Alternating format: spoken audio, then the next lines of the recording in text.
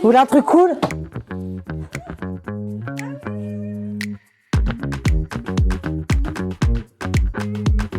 Moi, je m'appelle Chloé Raymond, je suis responsable de recherche en archéologie préventive et je travaille à l'INRAP.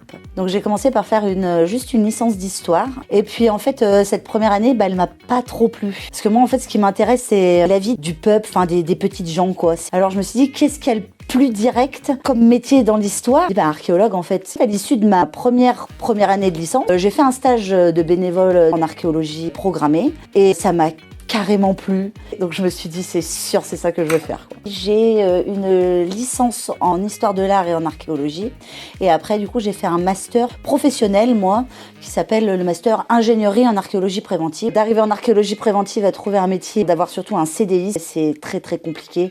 Il y a beaucoup d'appelés pour peu d'élus. Moi, je fais pas mal de diagnostic archéologique.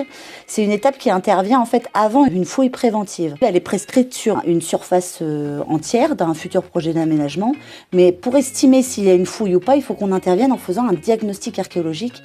C'est-à-dire qu'on va sonder 7 à 10% de la surface totale du futur projet d'aménagement. Et pour ça, en fait, on fait des tranchées archéologiques, on fait des sondages à la pelle mécanique. Et nous, on va observer tous les creusements, tous les murs qui ont pu être installés, et les traces qui ont été laissées par l'homme de toute époque. Alors moi, ce que j'adore, c'est le terrain, ça c'est sûr. Mais je trouve que ça passe à une vitesse. Pour moi, c'est pas du travail en fait, c'est purement égoïste et c'est ça que je préfère. Alors du coup, il y a 2 journées types. Donc en post-fouille, je vais devoir traiter toute la documentation que j'ai collectée sur le terrain.